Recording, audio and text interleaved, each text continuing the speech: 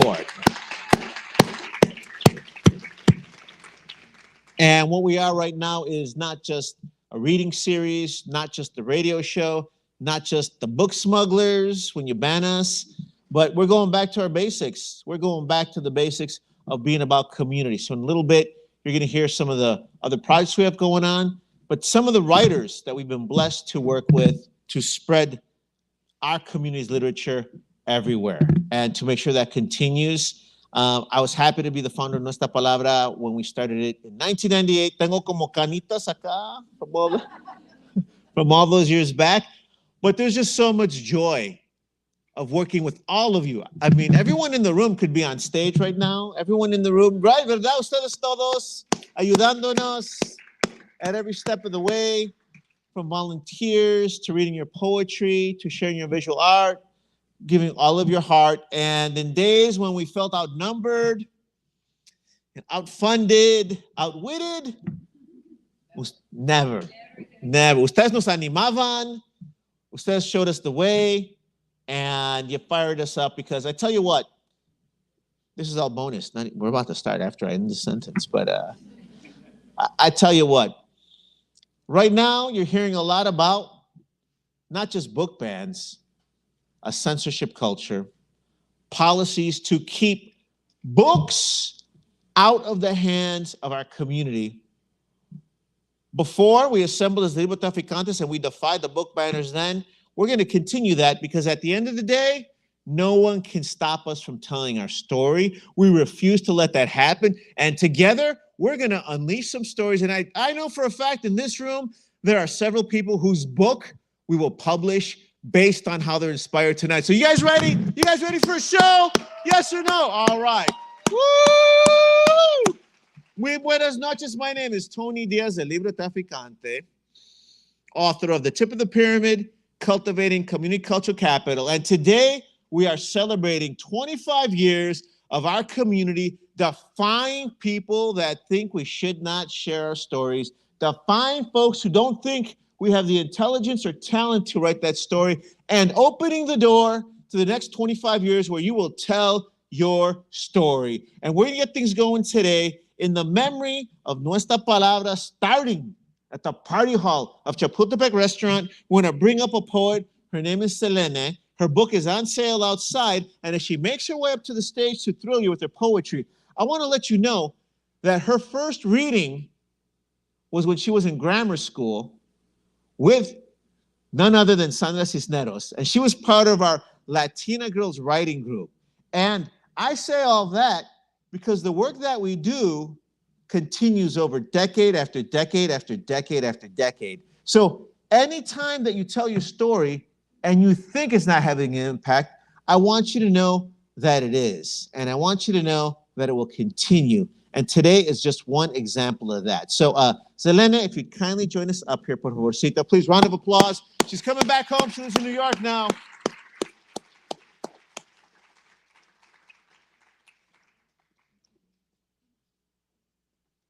Hello, Houston. How you doing? All right. My name's Zelene Suchilt. I am 34 years old, and I live in New York. I grew up here, and I wrote some stuff so I wouldn't go over time. I want to give a congratulations to Nuestra Palabra for 25 years of incubating our letters here in Houston, Texas, and beyond. Thank you to Talento Bilingue for hosting this wonderful event and being a historic pillar for our community. My mother was a domestic worker in River Oaks here in Houston, and she was undocumented, a Mexican woman with 3 daughters before she turned 30. That's her. But she understood that fighting for us to go to the public schools in that area, you know, the bougie area, was the best thing that she could do for our education. I was in 7th grade at Lanier Middle School in Montrose when I first heard about Nuestra Palabra.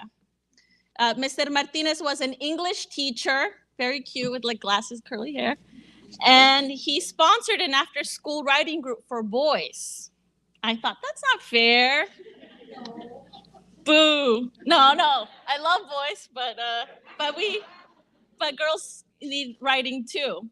So some of us, we organized a critical mass of middle school girls, different ethnicities, not just Latinas, and we convinced 2 teachers to sponsor the Latina Girls Writing Group at Lanier.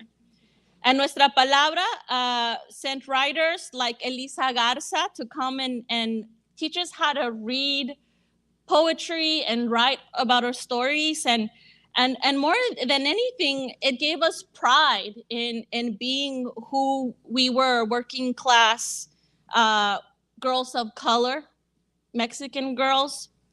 And I had to, at 13 years old, I had the great honor to share this stage with Sandra Cisneros at the Alley Theater while she was promoting Caramelo.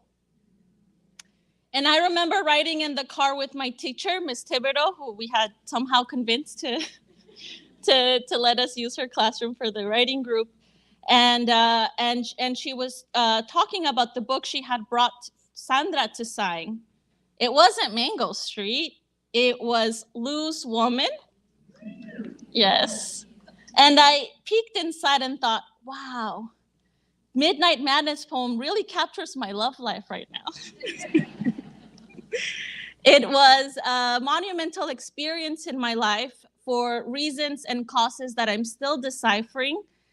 So being here with you 20 years later just adds to the journey, the purpose, and miracles of literature, and the lifelines that we give to each other.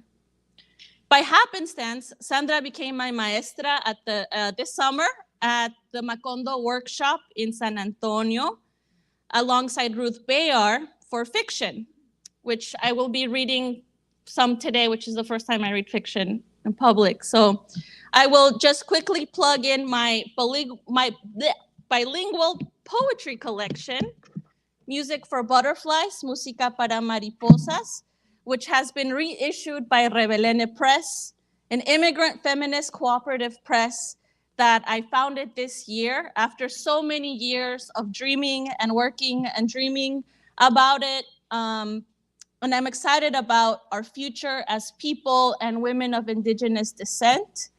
And it's so true that seeds take time to cultivate. And so from 20 years ago to today, and I'm so grateful to have met the poet Jan Beatty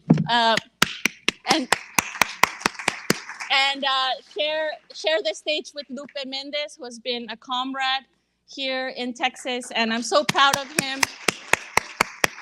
And Little Luz, which I just saw for the first time. So, okay, we're good in time. So I'm gonna start with a banger called The Mango Poem. How exciting it is to peel you like a mango, exposing the very meat of you. All sweet and tart, I let the juices drip from my fingertips. Fulfilled, I feel contigo. A music box, you inside holding the humidity, the beat, the cool, the insanity of it. And I could play you all day. I'll bring a toothbrush and spend the night. I care not for the other boxes or fruits. My mouth wants you. My hands want to unwrap you and like a tamale on Christmas. And I'll thank all tres Reyes Magos for the miracle that you are, an oasis amidst the desert that surrounds us. And when I reach the center of your seed, after the flesh is devoured, te sembraré deep under the dirt, and I'll water you to a root, and I'll let you be the poetry that you've inspired.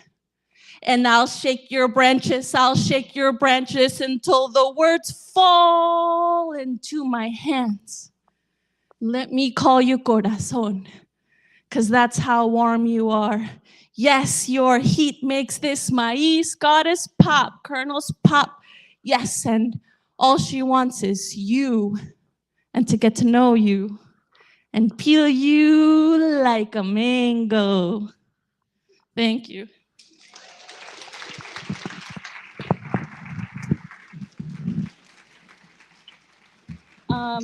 So now for a bit of fiction. This is the first time that I read this genre, but I felt it was. Si los olivos supieran lo que le está pasando a las manos que plantaron, su aceite se convertiría en lágrimas. Mahmoud Darwish. Last time I saw you, we were in Palestine. The weight had just melted off of you. Your father passed away, but your mother was still there. What you said was true. There really was an almond tree in front of your house and an olive grove behind it.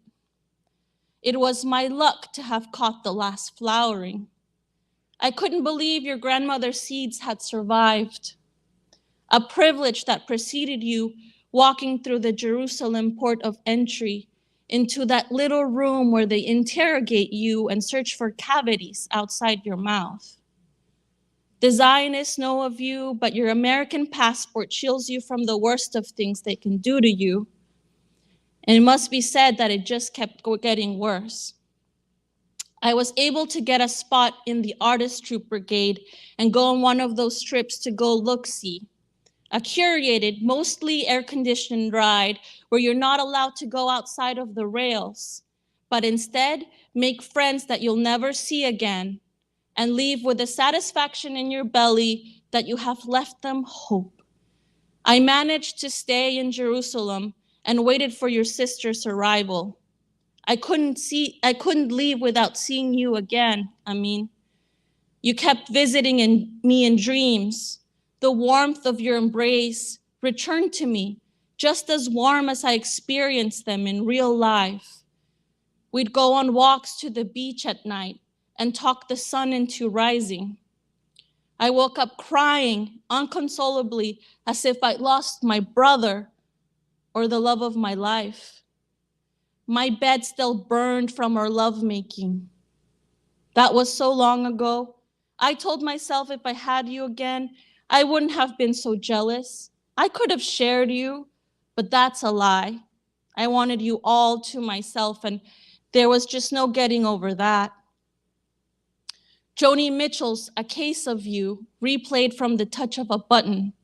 I read Elias Cowdery's Gate of the Sun at least 6 times and cried at the thought that one day I'd wake up and you would no longer be here walking on this earth. I mean, the song, the story, and my dreams deserve to change. Almond flower. That's what I would call you when we were lovers. I tried to be a patient one, but you had the heart of an octopus, meaning you had 3. But I just had that one. The pain became too much and your intensity consumed me, drove me back to drinking and smoking without saying no, which led to dangerous waters no one but me could swim in. I'm sober now. This time will stick. But that's not what we talked about when I arrived. Your sister's embrace could not wait. You cried into each other's shoulder, and I felt my imposition in your mother's house. How silly, how dumb, a woman still in love.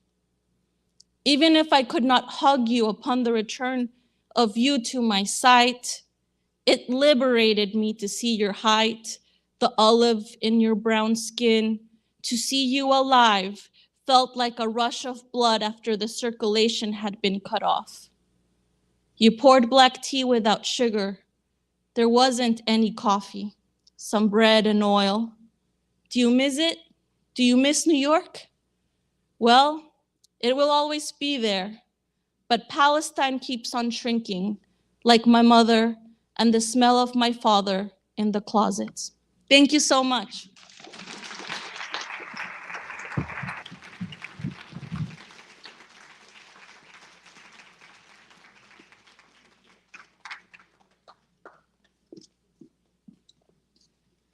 I tell you what, the lesson here is that if one of us do not speak up, the story won't be told. If someone doesn't think something should be fixed and it doesn't get fixed, the story won't be told. Sometimes it's you, sometimes it's me, sometimes we do it together, but how beautiful that decades later, un hecho de una niña changes the world. And tonight you get to see the art. But I also want you to know that's how much work it takes for art to exist, for our community. But y'all, we work hard, so no problem at all. And now we've got the visual artists and the poets and writers uniting. I want to call Laura Lopez Cano up here. She's a visual artist. Give her a round of applause.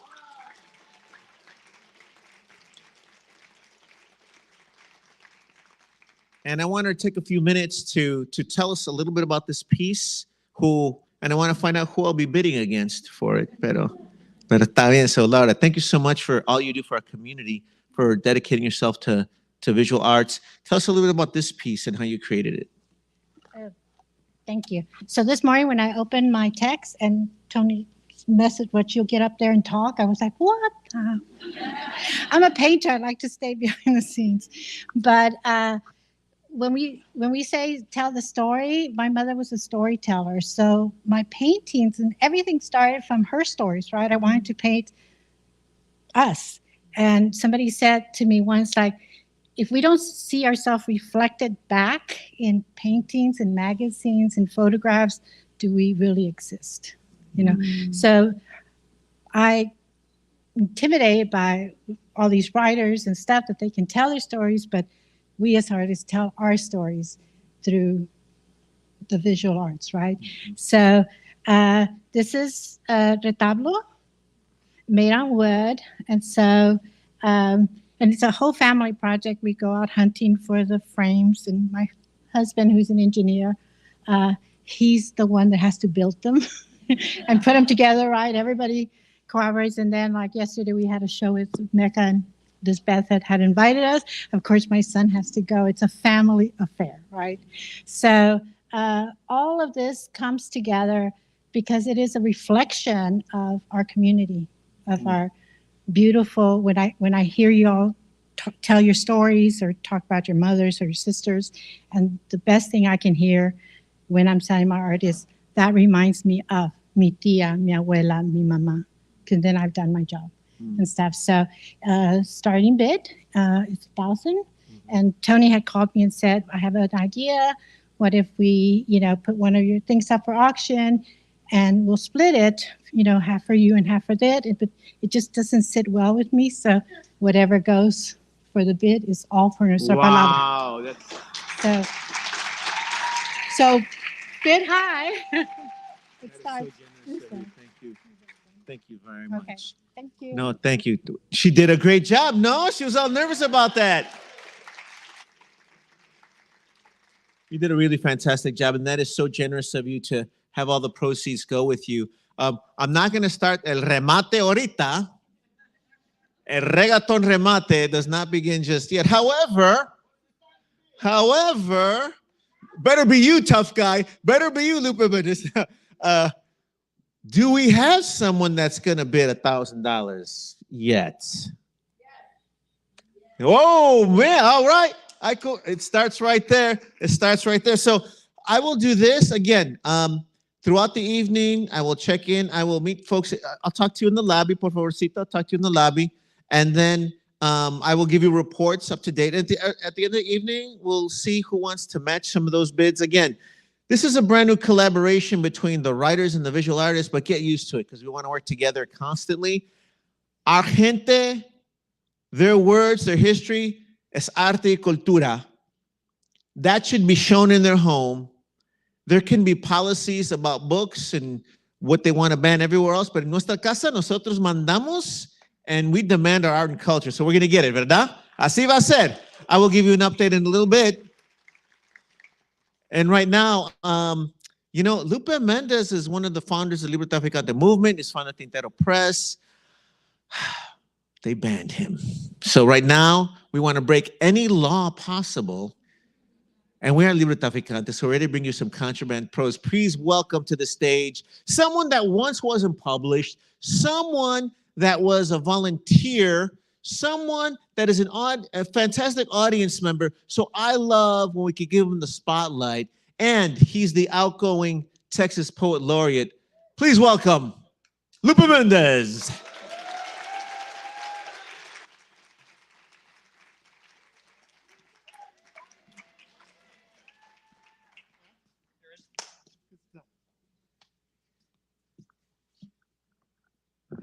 Give it up for your host one more time, Tony Diaz. It is a little weird being on this stage because I remember putting up what used to be the old gel lights and the light board backstage because I used to be the stage manager. Wherever Rodrigo is, I love you and thank you for taking up that torch. Myself and Liana Lopez. Liana, where are you? Liana and I know your pain, and you have, at one point, you will have the having to pull off an author because they're over time. And Liana and I both have that pleasure of like pulling off our idols off stage and like, you're over time. Can't, you gotta, we have 4 more people. Shout out to Zelene. Zelene, where the hell? I love you. So let me give you what like cultural capital. Tony speaks about that all the time, and also like what progenitors look like. When Zelene was younger, she has always been this massive, like big dreamer. Let's go out and do the shit. If there are any little kids, I'm sorry. I have a potty mouth my child knows. She told me to watch my mouth. When Zelene was younger, she, along with 2 other poets, had created and founded the Word Around Town Poetry Tour here in Houston. And that was a labor of love, and it was a community design that broke poets out of their shell in the little slivers of like groupings and niches that they were in, and taught everybody to see everybody across the city. And in the 10 years that it ran, it broke a ton of boundaries. I don't know if you know this, there's lots of poets who are now just a little younger than us. What? That remember going to the tour stops before they started writing. And so there's a lot of people who are like, Lupe. I was like, it wasn't me. It was Joby, it was Zelene, and it was Stephen Gross. And so my tip of the hat to y'all for creating it. And I put up my phone, and I don't know why I did that, because that's a nervous habit, whatever. I'm going to read you 2 poems. Tony, how much time? Is it 10 minutes? Is it 10 minutes? Rodrigo, is it 10 minutes? Look up. Is it 10? I have 2. And I'm gonna read you a fast poem. Okay. Oh God. Personal essay poem. This was 3 years ago. A kid comes to me. This is my 23rd year in teaching. At that time, thank you. Shout out to all the teachers, especially shout out to all the teachers in HISD. We have some things to say.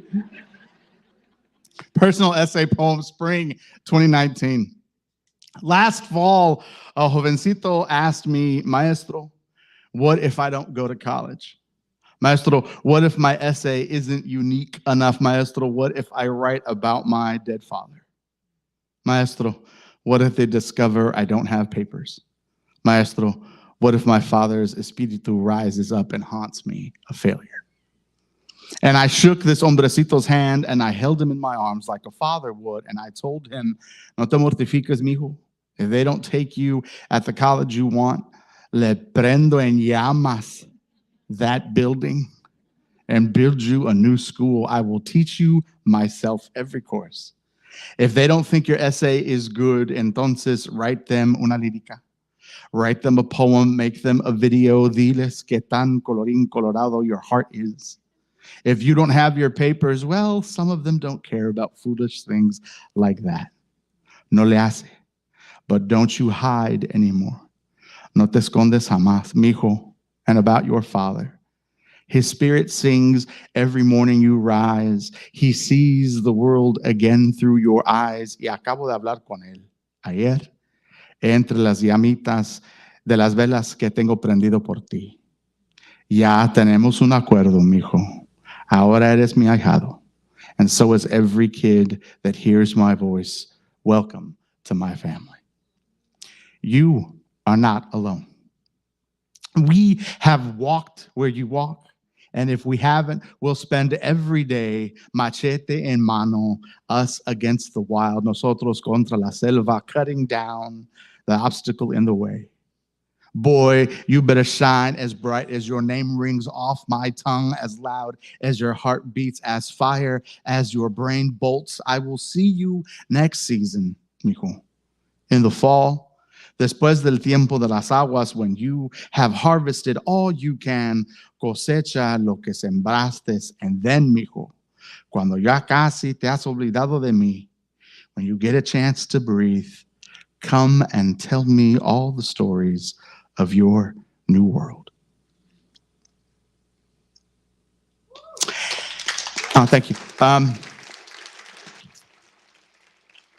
And you telling me to keep going? Oh, okay. Rodrigo's in the back. Dale. So this is a problematic poem, and not one of the poems that's published. Also, if you're looking for my book, it's banned. That's one. And then two, the contract with my publisher is up. And so it's officially out of print. But there apparently are copies all over someplace on the internet. So if you can snag one, please do. It's now a collector's item. Dun, dun, dun, dun. Some kind of shit. Okay. Yay to indie presses, boo to contracts. To my tío Joaquín, a response to Yo Soy Joaquín. Estamos aquí, Joaquín, tío, and we found all of you. All the superfly orange, burning yellow cocktails hurled onto the street. We shake off dust, unlearning bitter things. How do I tell you this? Some of us have been taught. Some of us have been bought. We protest our own kitsi, forgetting that we once stood there in broken sombreros with a broken spirit against una frontera difumido, while all our gods prayed for us to succeed, and maybe we did. Maybe we forgot the old stories, how some of us were picked up, thrown back in trains and buses. Some of us were bathed in gasoline. Some of us were hung in trees. Some of us are burned in tire fires. We forgot some are disappeared. We forgot the platicas, maybe the boleros, maybe the sones. We've worked so goddamn hard, we forgot how to sing. We've had kids. Les dimos dulces. We've given them Spanglish, English, Spanish. They were in dual language schools with the monolingual kids, pobrecitos. We put them all through college, let the black one and the indigenous one in the dark. Shh. Yeah. We bought a HUD home, and then they all graduated speaking bien mocho. And now we speak a tormented tongue. Quote, no dejes any more of them in, end quote. We pause. Help us remember that we still have growing pains. We are still finding bodies. We still get to go to work. We still get laughed at. We never left America. We quietly took some lands back, sir. Illinois, Nebraska, Tennessee, gringos, or white Mexicans. Maybe they are all the same. They get mad and give us bad press. They topple our food stands. We have traveled to the stars, and we have started to admit we are also Black, that some of us are not white, that some of us can also check off, quote, Native American, end quote, when applying to the things. We hope you see this. Yo soy Joaquín, gritabas. I lost my place. Damn it. Wait a minute. Tiny screens. And my eyes. Wait a minute.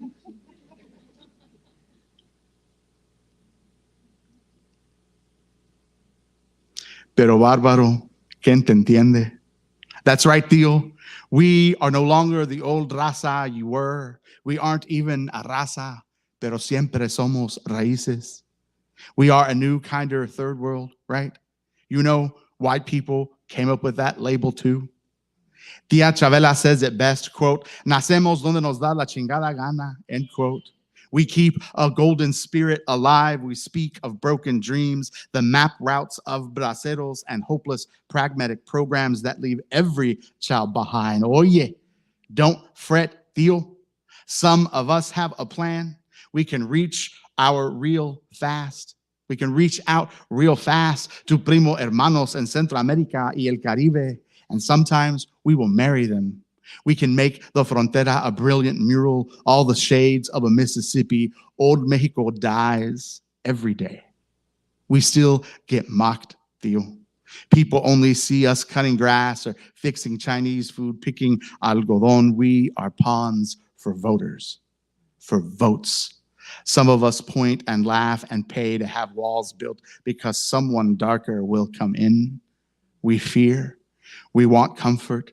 We forget humildad, the word común, the word antepasado. So we must remember, we can remind you too, as we don on the colors of a Mexica or Huichol or Bantu, and pounce on you like we did our sister, cutting her, making her the night lighting moon, and our brothers, making them the stars. We cut so deep. Stop. Remember your quivering lips and speak of history, our codices, our land, our rocas, our sones. Tío, we cannot hide ourselves bajo de un dedo, bajo el urupano. From ourselves, we are sweating to take care of you. Tío, it's okay, accept it. I can teach you to read. I can teach you to stop hating us, to hate the made-up things, the lack of school, the three faces of mestizaje. That shit is old, and we are not lost. We just decided to fight differently than you did.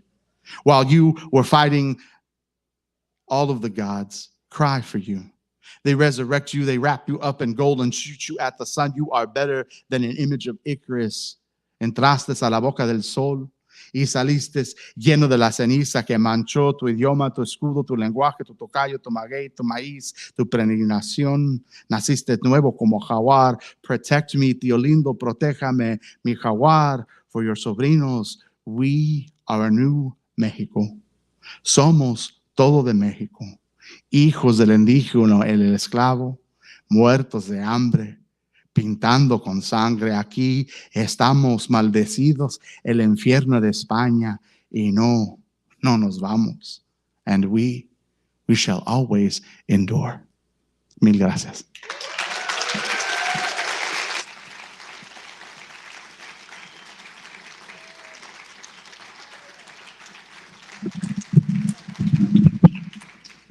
Thank you so much, Lupe, for being so generous with your brilliance, for being a servant leader, and for not letting the book banner shut us down. I want to give a shout out to all y'all who, when right-wing Republicans in Arizona banned Mexican American studies, no se dejaron.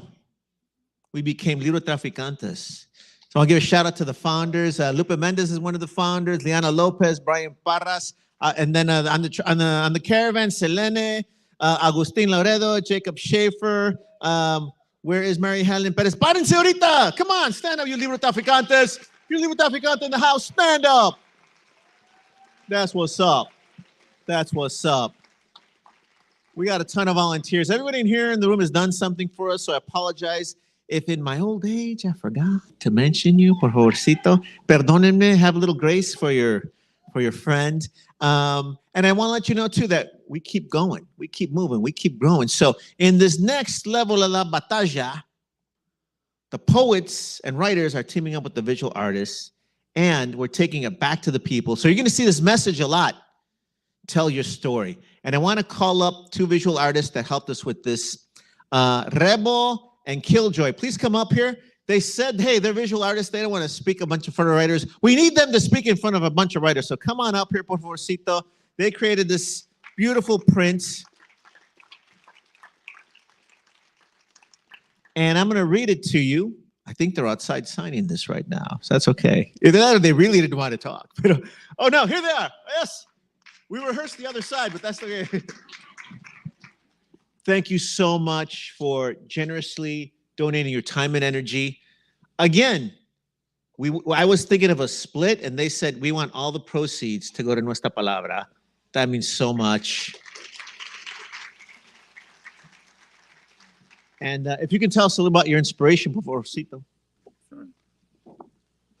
Hi, everyone. Buenos días, tardes. I don't know what it is now. Som Rebo y Killjoy. Somos La Onda Gráfica, and we're a graphic arts studio here in Houston. We do specialize in printmaking, but we also do political puppet theater and merge, murals, a little bit of everything. So I actually wanted to emphasize, so this is a hand-pulled screen print. The gradient is made by hand, and Rebel pulls it with a squeegee through a screen. The imagery is based on woodcuts that I've carved of hands holding a book with a rose growing out of it. So it's been a pleasure to hear you use your art of words. We both grew up reading Sandra Cisneros, so it's incredible to be here. And we are a Mexican-Filipino household, so immigration is always at the forefront of our visual language. And just understanding through the words that have been shared tonight that to tell your story, and that our stories can be told in the best way when they're nourished in an environment that that fosters that creativity. And so that's why we did this rose growing out of a book, because roses are beautiful flowers that bloom fully when in the right environment and cared for. That's beautiful. Thank you. And of course, because I'm a novelist and not a visual artist, I'm like, that's awesome. Do we sell them for like $500 each? And they're like, we want to keep it grassroots, keep the proceeds. So these are $50 each. And at the top it says, Nuestra Palabra and Libro Traficante presentan, tell your story, supporting Libro Traficante underground libraries. Eso, así. And at the bottom, Sandra Cisneros. Cheers. Cheers. Yes, sir. Oh, yeah. Zelene, Lupe Mendez, Mario Castillo, Jan Beatty, and humildemente Tony Diaz. It says all their names down there. Applause because you're making history. And you've been numbering them. I've abused my position. I bought number 5. Sorry, I could not resist. But please, if you can take these home to add to your family library, to inspire your folks, please do. All the proceeds come back. Thank you once again for being so generous. Gracias. Gracias. And I have one more. We're about to bring up the Chancellor for Lone Star College. And before we do that, I'm going to make one more commercial. And I can do that now. Why? I can preach fire and brimstone. I can sell you stuff. Why? Because I'm surrounded by so much talent. I don't got to thrill y'all anymore. You know, we got so much people that can really amaze an audience. Everyone on stage tonight is toured nationally, internationally. Sometimes we take ourselves for granted in our own hometown, and I'm so glad they can come and thrill us all. But I want you up here. Okay, we've been doing this 25 years to get more stories out here. And we have one other project. This is the Nuestra Palabra Journal. This is actually on sale outside right now. They're $10 each. They were designed by Monday Paper, which is a company based here in Houston that's creating jobs in Venezuela. And the design on top is the Nuestra Palabra logo. It is sustainable. The pages are made from sugarcane paper. The ink is from soy ink. And I'm a journal nerd. I'm a book nerd. So I was like, try and do this. It's got beautiful stitching on the side. And when you open it, the pages are gorgeous as well. There were going to be sharp corners, but I like to use rounded corners. I hope you like that on it. And then when you open it, the first line says, tell your story. When you buy this, no pressure for you to tell your story. You can keep it. You can give it away. If someone fills this, though, we want you to inspire them to come back to me and the Libertaficantes, because we want them then to tell their story on our stage, on our radio show. And I'm going to tell you, I predict the future. I'm going to tell you something beautiful. I promise you that one day we will celebrate the publication of a book that rises from this moment and from one of these books, ¿verdad?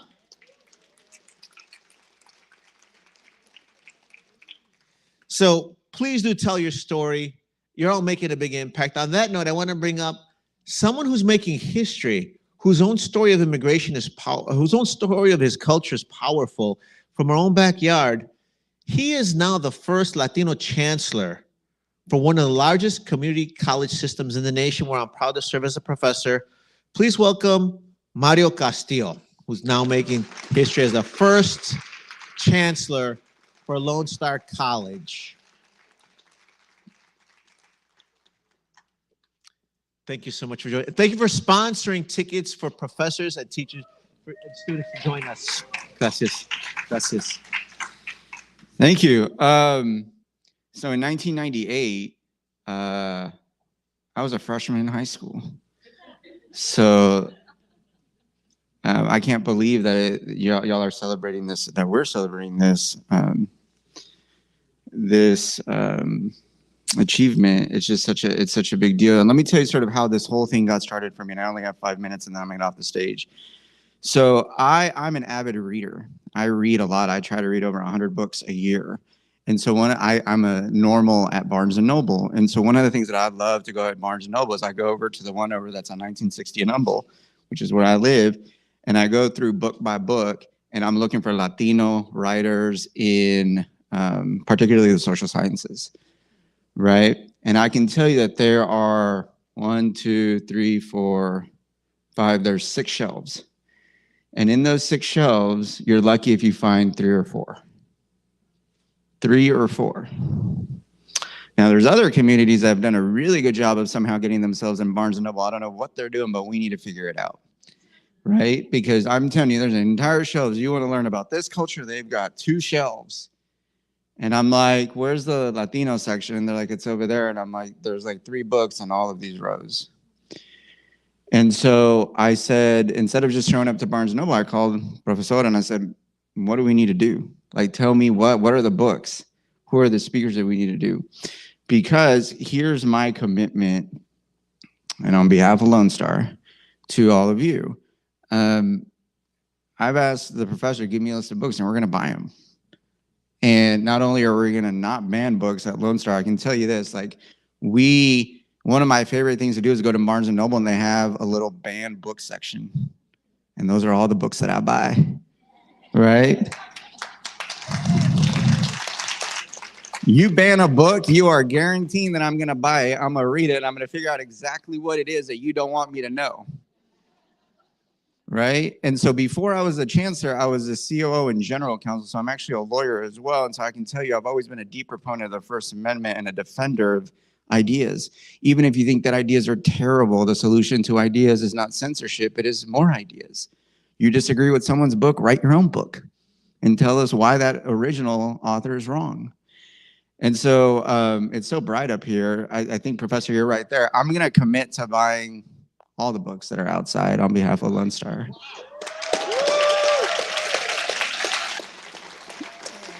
And the posters, I love those beautiful posters. I'm gonna buy some too. I don't want to buy them all because people get angry at me, but I'm gonna buy some, even if we have to have another run or something. We're gonna hang up in the colleges because, you know, one of the things that I always tell people is it's great that I became the chancellor. It is.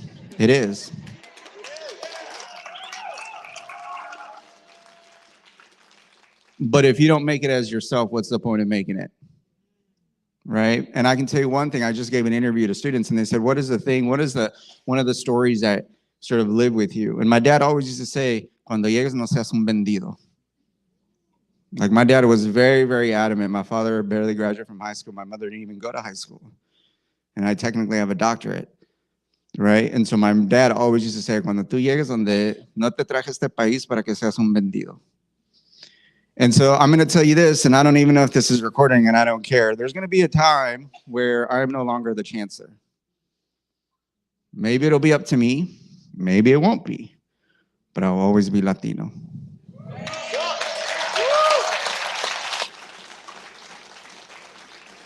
And so if they pull me off the stage, metaphorically or physically, because I did something that upset people because I was standing up for my gente, then it was a chancellorship well spent. Thank you.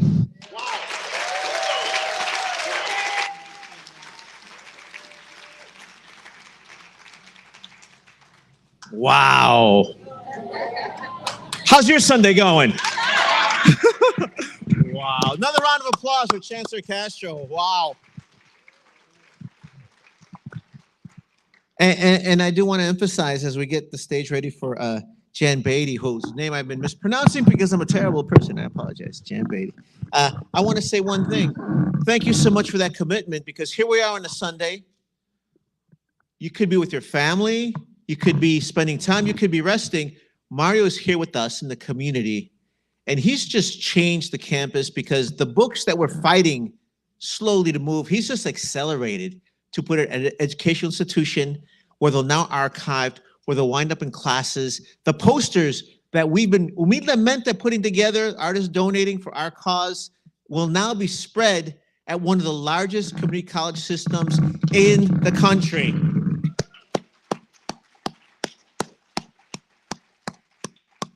You know, sometimes people ask me, hey, when y'all were convening at Chapultepec restaurant, ¿verdad? 25 years ago, ¿verdad? In the party hall of Chapultepec restaurant, right? People would be like, did y'all imagine that this would happen? I say yes, but I thought it'd take a year. 25 years later, here we are, unidos como comunidad, and it's beautiful to see it happen. It happens when it happens, and I believe it's about to accelerate. And today we got some awesome friends with us today, and I hope you will take some of Jan's books home with you. We've got some of them outside for you to purchase, and she will sign. You got The Body Wars, Bone Shaker, Mad River, and then, of course, Red Sugar. It was her vision for this that united the visual artists and the poets. She is a champion of truth, justice, and she's about to thrill y'all. Please make her feel at home. Jan Beatty, por favor.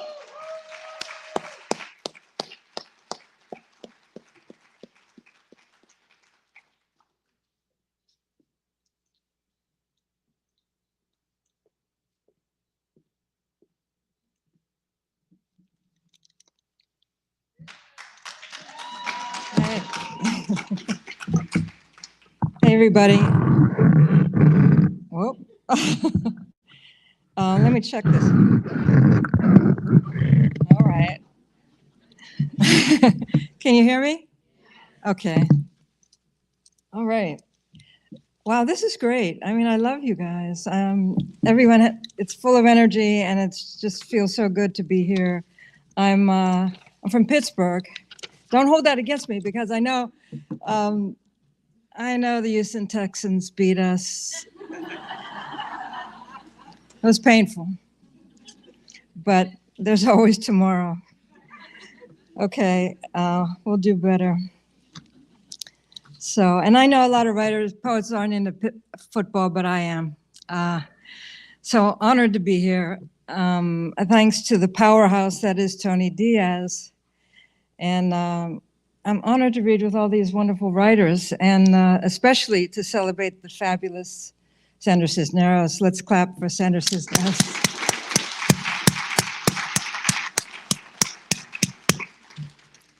So, speaking of banned books, I know a little bit about it. my third book, Red Sugar, which is out there for sale. I would never set out to write anything to be banned. I mean, I'm not interested in that, but I have set out to write things that feel like true to me, have the spirit of truth. They don't need to be true to my experience necessarily, but need to have a spirit of truth. And so after Red Sugar came out, I had a reading scheduled at Joseph Beth Books. I don't know if they're around here, but I think they have headquarters in Cincinnati. Anyway, they told me that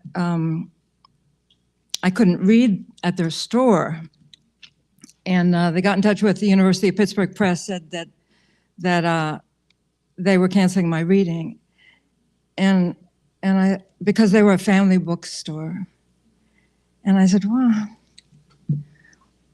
I don't understand, because they had Ron Jeremy reading the next week. I don't know if you know her, who is sort of like a washed up porn star, but and but still a porn star. And I said, I don't understand. So they said, well, you can read.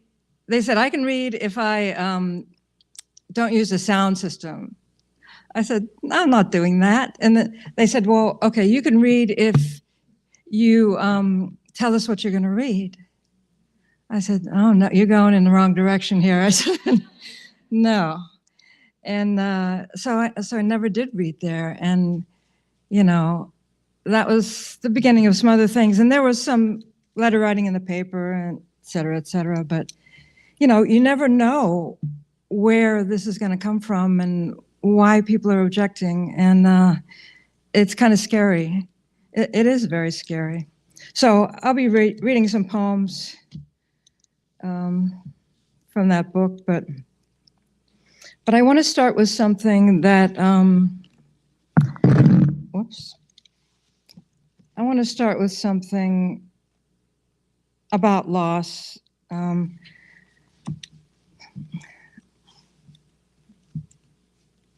There was a woman in the session this morning that was talking about her father dying. I don't know if you're here, but and I know all of you have had loss. This is a poem about my father. He died in 1986, so that's a while ago, huh?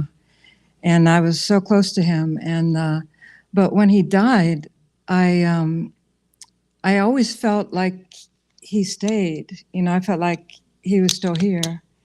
And I don't know if you know what I mean. Yeah. And this ring is his ring, and it's an onyx ring. Used to have a diamond in it, but I put a garnet in it. My astrologer told me that if you have onyx with diamonds, it cools down love. So I thought, I don't want that. So so I changed that. But I feel like he's always with me, and so I hope that for you, any of you who I know have lost someone. So this is, my father disappears into flowers. The apple tree in the backyard with white waterfall blossoms. My father's body disappearing in his sickness down to 90 pounds, his hat floating on his head. My father falling into the clothes rack, trying to buy smaller pants to fit. He's not gone. The air heavy with waterfall and him vaulting down the front steps in spring.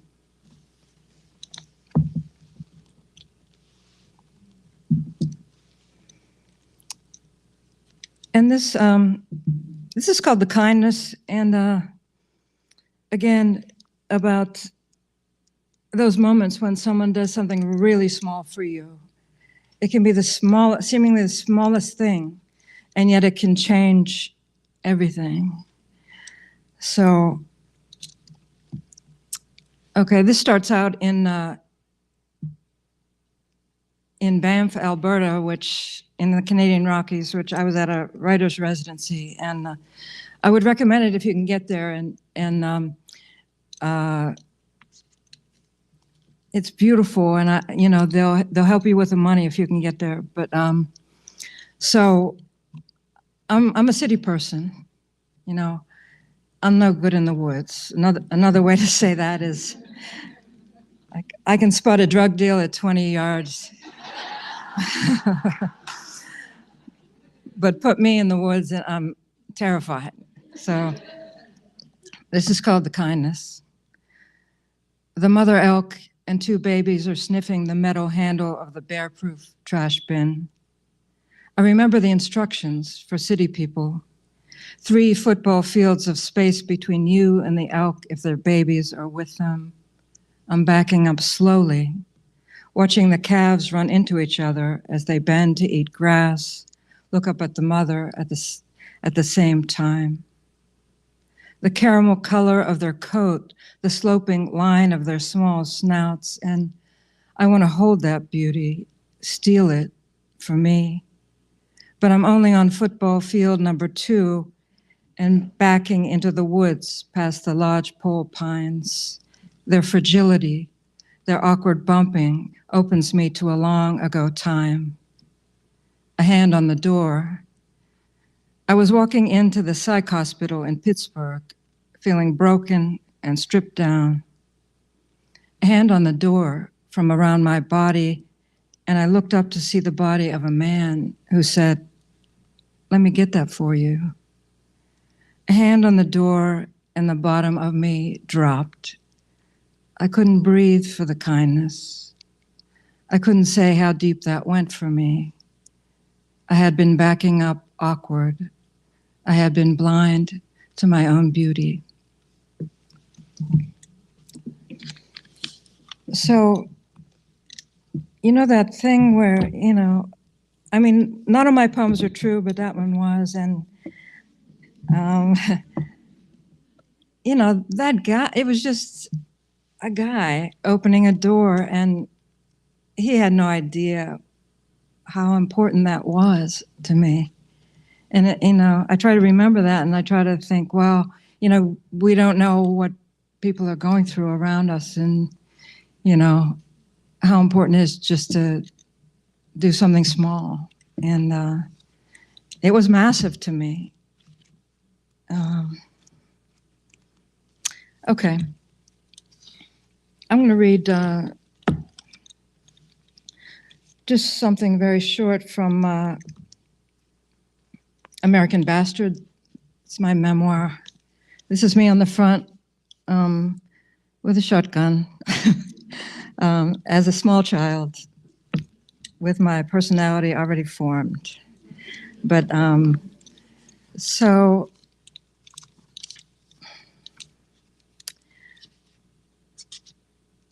this is mostly about adoption. I was born in an orphanage in Pittsburgh, in the Hill District of Pittsburgh. It was called Rosalia Asylum and Maternity Hospital. And it was also called like a home for unwed mothers, which is what they used to call them. And so I was there the first year of my life. This very short section is imagined memory and recurring nightmare. It's called After the Tearing and Rolling.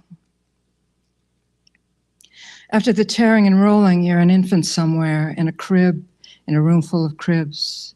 Someone is taking care of you. You don't know who. Who's the person who picks you up? Is it a woman? Is it a nun? There is no story in sight, no same loving face, blood of my blood face. The smells, the feel of the rolling and tearing are gone. Gone where? No face who has your face, no way of knowing who is who, what hands are these, why are they different every time? There is no bonding taking place. The story is fractured here and forever after. Then strangers come to gaze at you, touch you, wonder about you. They decide to pluck you out of there and make you theirs. These strangers will take your name away and hide it. The government will cooperate. It will take months and months for this baby trade to be completed, a baby in exchange for money. Meanwhile, someone is feeding you. Is it a kind person? What do they smell like? You will never know these hands again. You will be taken to a strange place. People will start calling you the lucky one, the chosen baby. No one sees that your story is gone, that you are being handed off like a football.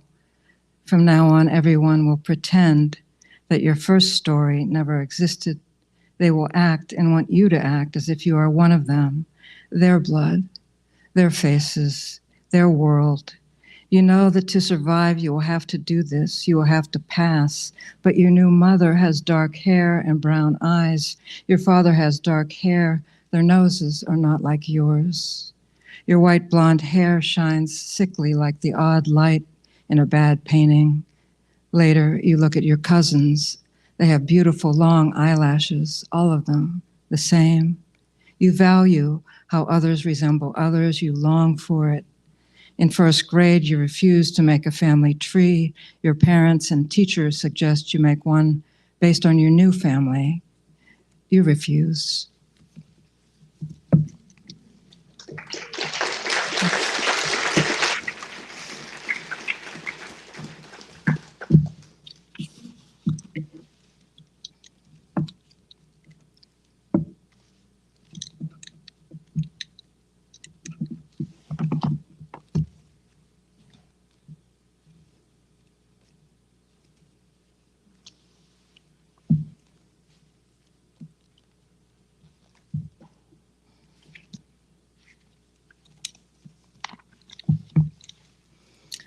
Okay, just a little more about this, but I didn't learn my name until I was in my 30s, and I hate my name.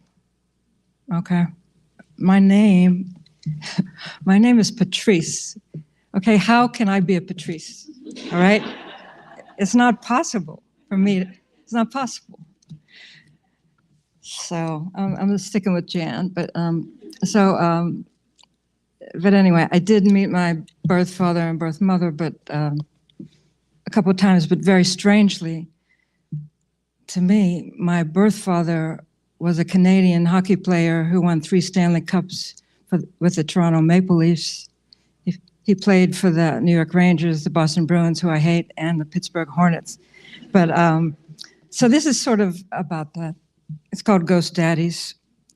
When I was a girl, I was a boy with black boots and holster and a basketball hoop in the backyard. My reach was endless. I was birthed in a meteor shower, and all the stars knew my name. Ever since, I've been on street corners with Jim Crack men you wouldn't want to know, making myself a luminary. I had this piece of paper. It took years to get it, the story, before the story changed, before the government got their hands on it. I've been told. My first father was a millionaire. His name on my birth certificate, voice on the phone, his lame-ass answer. I didn't come inside her. I was the small voice asking. He was the hammer coming down, shattering me into shooting stars. I covered my bedroom ceiling with planets, prayed for a meteor hit to bury the house. My second father was a hockey player who fucked my mother when she was 20. I drove to Boston to meet him, armed with her picture. He didn't remember her. I was a professional athlete, he said. There were a lot of women. His green eyes burned familiar, and I thought he was a good man. Then 2 weeks later, he said no. He didn't think he could be my father. I decided I've come from a long line of cowards. Men who can only stand up if they're fucking, flaccid after that. Sometimes the earth moves in my dreams with lies about my past. I was bent on ruination, drugs for lunch and dinner with some dope in between. My face the face of no father, unrecognizable. So why not? I was the immaculate cum shot. I was the wildly surviving thing, racing after ghost daddies in dreams. Dear father, whoever you are, I hope the sex was ravenous, with cross-checking, slashing. I hope there were slats of light everywhere to see my star on the other side.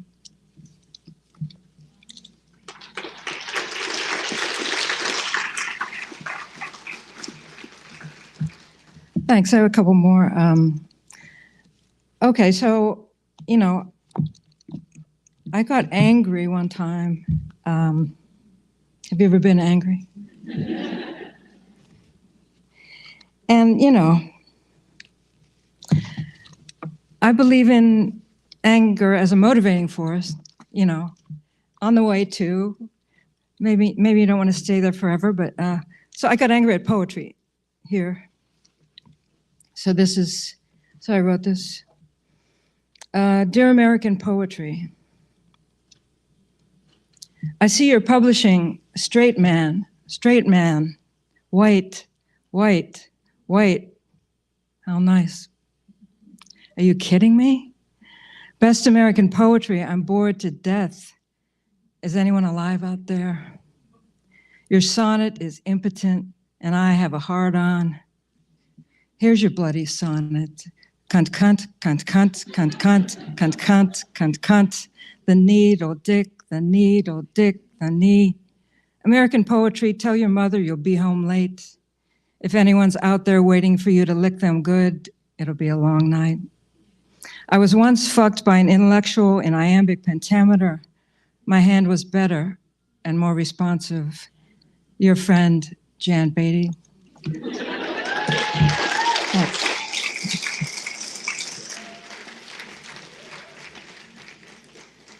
So after I put out this book, I got an email from David Lehman, who runs the Best American Poetry series.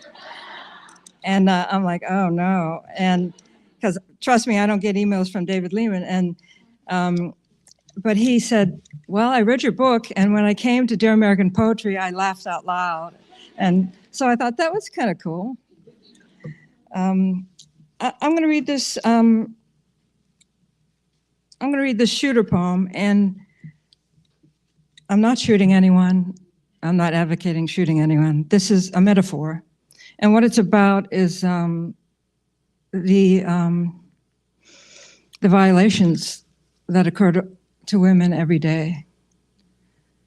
You know, as we know, there's wars going on everywhere, and there's been a war on women for forever. Shooter.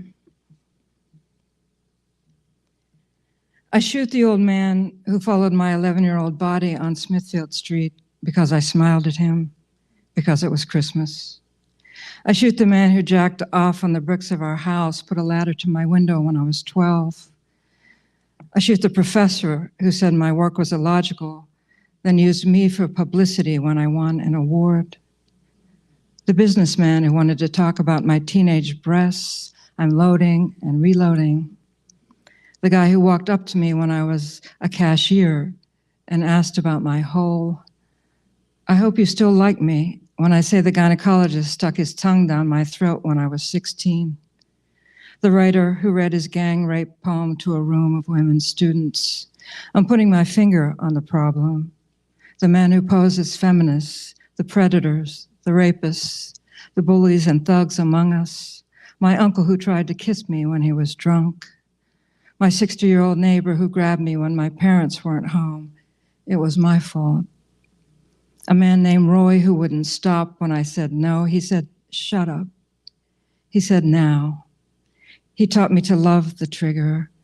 I'm shooting the cook who grabbed me from behind in the restaurant kitchen, the famous poet who said there are no great women writers, the boyfriend who left his handprint in black and blue, the men who say we're too serious, prettier when we smile.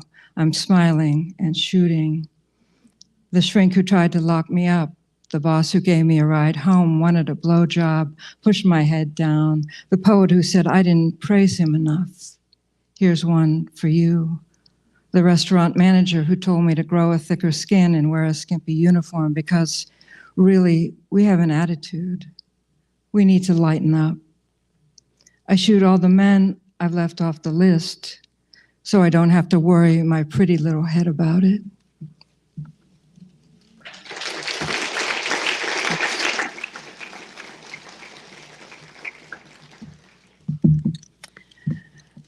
Okay, now an uplifting poem here. No, thank you very much for listening. And strangely, I'm going to end on a Texas poem. You may think I don't have any, but I've never been to Houston, but I love it so far. And this is called West Texas Love Poem. Spread a map on the hood of your car and try to remember what you wanted. If you wanted to be seen as yourself, that might not happen. If you wanted the prize, the explosion, the magnificence, run your hands over the map, feel the softness of the paper, the engine heat through the Guadalupe Mountains. Nobody promised you anything, and they shouldn't have. The mint green of the old map catapults you home, meeting wherever your hand is. The topographical blue lines make you long for old highs and lows like they were something. Well, they got you here to this car, this life. Straighten the corners near West Texas. Remember how goddamn lucky you are to be loved. Now get in the car and drive. Thank you very much.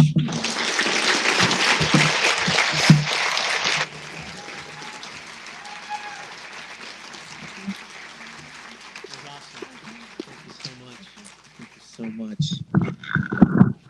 And she lives in Houston, Jan Beatty. Por favor, another round of aplausos for one of our new friends, but an ally in this cause. I want to mention her books again. Red Sugar, The Body Wars. She has more than this, but these are the ones that we have today outside. Bone Shaker, and then Mad River. I also want to thank the Latino bookstore. So I'm proud to be the literary curator for the Latino bookstore, which is in San Antonio, and the only Latino bookstore in Texas for now. And hopefully, I know, what's up with that, right? that must change. And we work with them in different ways, including they help us supply books. We want to make sure that that's spread. And these are wonderful additions to your family library. Donate them to public libraries, college libraries, or underground libraries as well. And I just want to make a couple more announcements. This facility used to be a supermarket. This is a repurposed supermarket from the 80s. I'm so proud that it's functioning. I want to thank Alice Valdez. That's the operating agent for, Mecca is the operating agent for Talento Bilingue Houston. She has one budget and works two physical places. She's the founder of Mecca, which you're familiar with. We should applaud Alice Valdez right now. And of course, Mecca has been working for over 40 years to spread art and culture. And their traditional building is, where you're familiar with in that neighborhood. The new interim director, I guess he's the permanent director now. See, Armando Silva, but he's the new director. I'm looking at Lisbeth for information, but she just nodded sort of. So I'm just going to say that. I think that's the case. Que me regañen al rato, applauding him as well. I say all that too because we must respect and honor her work by continuing the work. So I'm also on the board of ALMA, and we are creating a report to found the Latino Art Complex. So this in no way, shape, or form will compete because I would not be on a board that would take one crumb away from Alice Valdez and Mecca. Let's get that straight, okay? Okay? Because we're united. I see the fácil.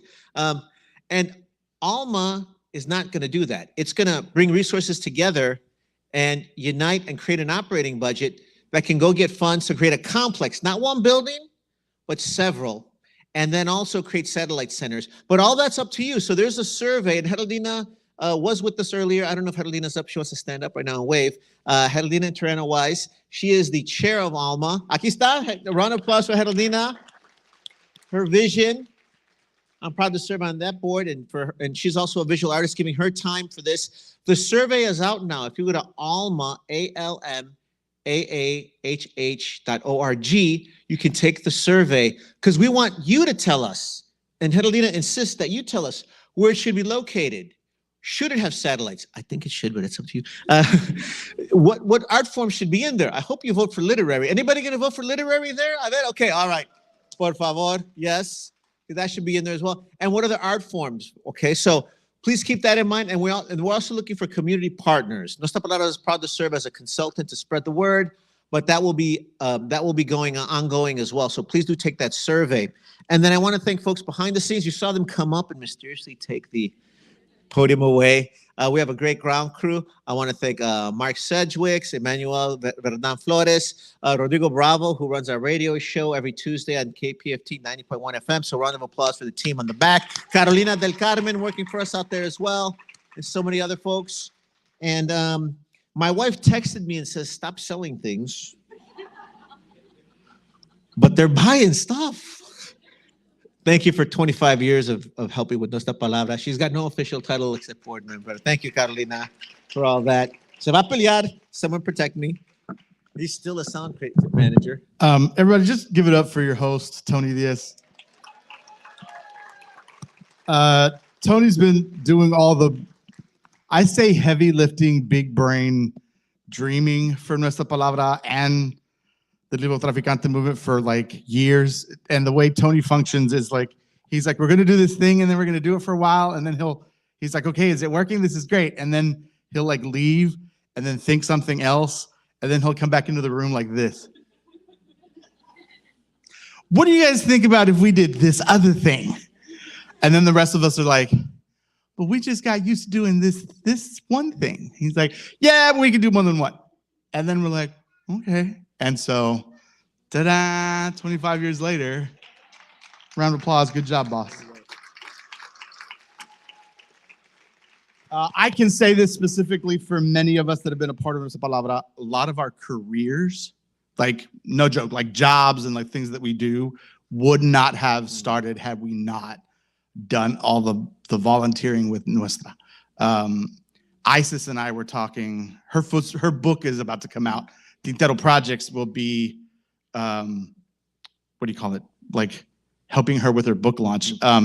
Isis and I were cracking up that we used to put the chairs, the old Summit, like the Summit donated their old orange chairs, and TBH had them in the back. And when we would set up for shows here, Tony would be like, okay, guys, we got to lick stamps and fold the flyers. I don't think it sounds like that, but that's okay.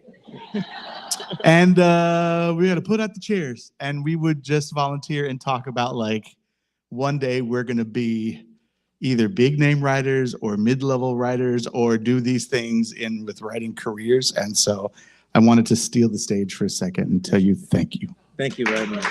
Gracias, and Caro, thank you for always letting us borrow him and taking phone calls at random hours when we would freak out about the next thing, because we would always freak out. And now back to the show, ladies and gentlemen, Tony Diaz.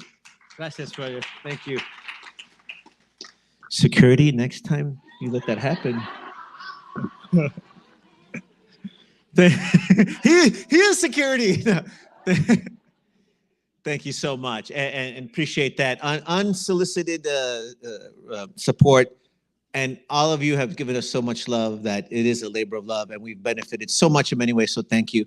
And the last thing I want to say before I introduce our guest is that, and I have to defy you. You said don't talk about selling. I gotta say one thing. I was in the lobby and a teacher came up to me and said, I bought the journal because I'm going to tell my story. I don't want to say I peaked as a writer in 8th grade. I'm a teacher and give my time. I want to give my story back. So thank you. Thank you very much. That's what today's about. And ladies and gentlemen, the reason we're so motivated and exciting, even though if you listen to corporate media, it sounds like this is bad times. It sounds like we're about to stop. When we convene like this, we're inspired by art and cultura. We know we are on the right side of history. We know we have an important story to tell. Y sabemos que vamos a ganar. And when we're joined by our familia from across the country, from our backyard, nos anima. Y esta señorita, who reminds us that at one point she was in our seat, that at one point she was unpublished, and that at one point there were so many doubters, but she continued, and she still gives of her time. And I thank her for many things, the support from Nuestra Palabra, inspiring me as a writer, but also giving so much time and energy to create Mocondo. It is this magical place that you must apply for. It is a magical place that you need to go visit because it is a movement unleashing all of us. Proud to be a graduate of it. Ladies and gentlemen, on behalf of so many generations of writers, please welcome to Houston, to Nuestra Palabra, la mera mera, Sandra Cisneros.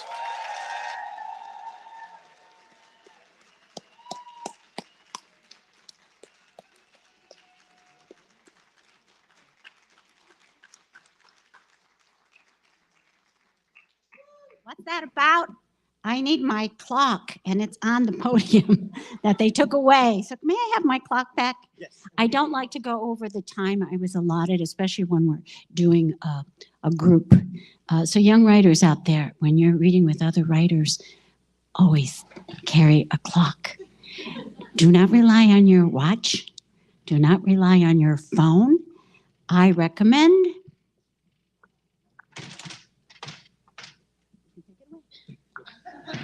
this kind of a clock, because the face is big and you don't do this, okay? All right, so thank you so much for coming out and supporting the arts. It's a beautiful community. I remember my baptism by fire. 1984, a house on Mango Street was born, and I moved to San Antonio, Texas. And the reception I got was not like this. I was seen as an outsider, an interloper, and what about this book that isn't even an activist book? That's the welcome I got by my fellow writers in San Antonio. And, it was not what I expected. So I thought, I'm going to leave this crazy town and I'm never coming back. And La Divina Providencia always throws you an exploding cigar. And I was packing up, and I remember I had a flower pot and newspaper when the phone rang, and the speaker said, "Congratulations, you won the Dope Paisano Fellowship, a house outside in the country, 6 months, and a monthly stipend." And I said, "Oh, thank you." Because I was ready to leave Texas and never come back. But that 6 months in the hill country was healing for me. And it made me realize, I don't hate Texas. I just hated that job. And I'm not supposed to work there. I'm supposed to be here, but I'm not supposed to stay there. Oh, okay, I get it.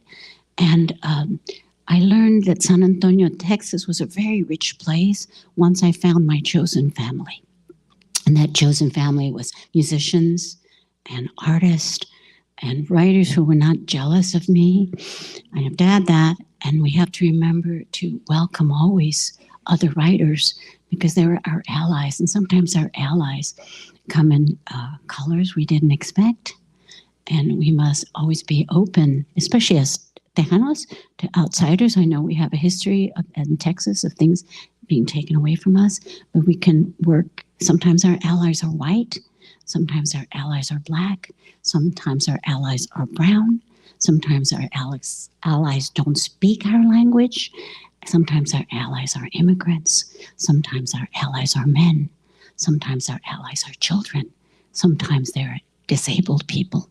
There are people who have a wound and understand our wound. So be very careful. The thoughts you put out there, the language you put out there, that we don't plant incendiary seeds on the internet and press send. It's okay to be angry. Anger is a good place, as Jan says, to motivate us to do. Because anger is the opposite of depression. Depression is like La Brea tar pits and the dinosaurs. But anger gets us to motivate us to do. Usually it gets us to motivate us to do some violent action. And usually it's a violent action against ourselves. So be very careful in this time of war that you're word workers, and everything begins with a thought. And that thought can take us to light and illumination, peacemaking, dreaming of a cultural center, dreaming of events like this. Or we can press send and torch things with our words. And I'm especially careful because I'm easily inflamed. I get easily angry. I have a tongue like a sword. I can speak Molotov. And I'm learning with the years that to hold that in is more powerful than slashing and looking cool. So we learn that as elders, and we need to teach that to the young people who are out there flashing and setting Molotovs off. Especially now, we look globally what's happening, whether it's in our own home or our town or in the Middle East or in towns we have lived in or neighborhoods that we've lived in, that we're very responsible for planting seeds and making choices of the route we take as educators, as writers, as word workers, as activists. And with that thought, I want to read a poem. And I thank Jan Beatty, who planted the seed for me to come here tonight. She's the one. We thank her because she's, she's the one that said, I want to come and read with you in Houston. I said, de veras? Yeah, I want to. So, okay. All right, I'm pretty busy, but we'll do it. So I thank Jan because she's the writer that makes me feel like writing poetry. She says the things that maybe we're ashamed to say or afraid to say as women. So I can't read you, Jan, without running for my pen and responding and saying, oh yeah, she's so brave. So this is after a quote from a spiritual man named Sufi Inayat Khan. And he said, God breaks the heart again and again until it stays open. God breaks the heart again and again until it stays open.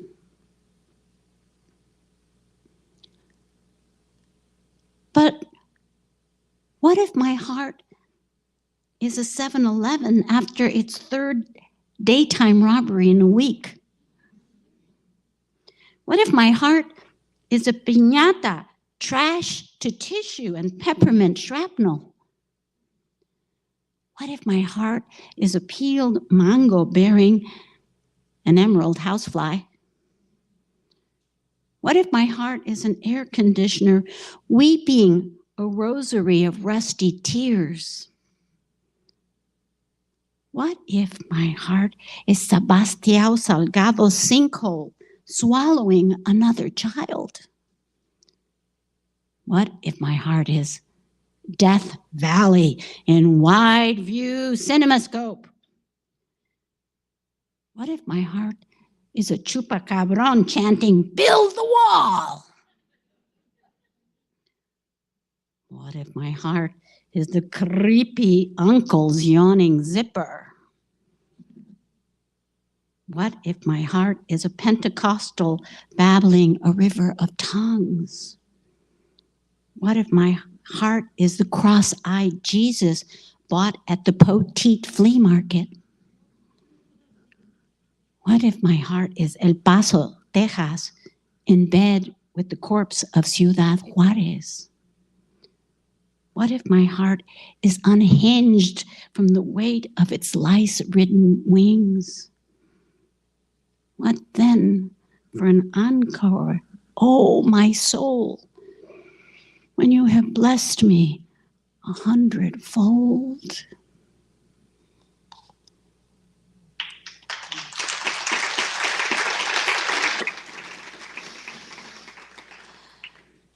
I think we look at our wounds. We look at people who have the same wounds as we do. And I hope that we're looking at what's happening in the world and bearing witness. For me, that this weekend, I just came from Chicago, where I see people standing in the rain with signs at stoplights. And now it's whole families that are there standing on the corners and children asking for coins. And the thing that hurts me the most is that my nieces and nephews think this is normal. It's hurtful to go to a hospital emergency room and to see the homeless sleeping there at night and in day. It's hurtful for me to know that our Police stations are sanctuaries for people who have no place to go and are living in tents, and the cold weather's coming and places in the north. And what do we do with all that pain? What do we do when we witness? How do we sleep at night? How do we not talk about this? Even if you don't have an answer, we have questions. And we should ask ourselves that every night. What do I do with this? How do I hold this? A boy with a machine gun waves to me. Maybe he is the same age as the 43 from Ayotzinapa, burned and buried like trash. Dark of skin, perhaps, the same as the Atotonilco man arrested and jailed after a gunfire exchange he did not begin in front of his home. Or in collusion with those who abducted the blind girl from Parque Juarez and abandoned her shell on the road to Celaya, wrapped in a blanket forever in a field of sleep. He's in the back of a Jeep with other boys. They could be a baseball team. Instead, they're dressed in black uniforms on their way to work with machine guns.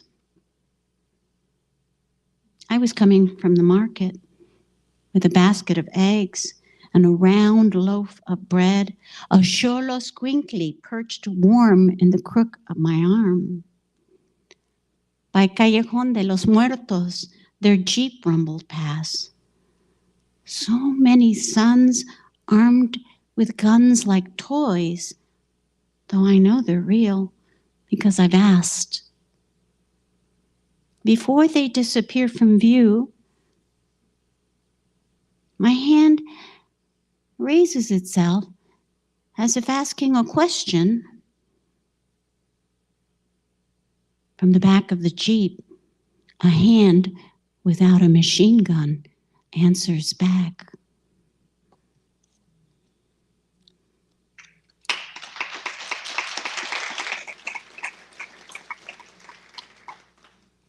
Never mention to the daughters of the Republic of Texas that you made love on an office desk on the 17th floor with a view of the Alamo. Saw it upside down, your head dangling off the edge of the desk, but saw it right for once. Shook from memory, Bosnia, how neighbor upon neighbor fired. Grief in one century, bread in another, ire. Reason collapsed, like Stary Most, a bridge of 500 years. What do you know of tears? What you choose to remember. Beware.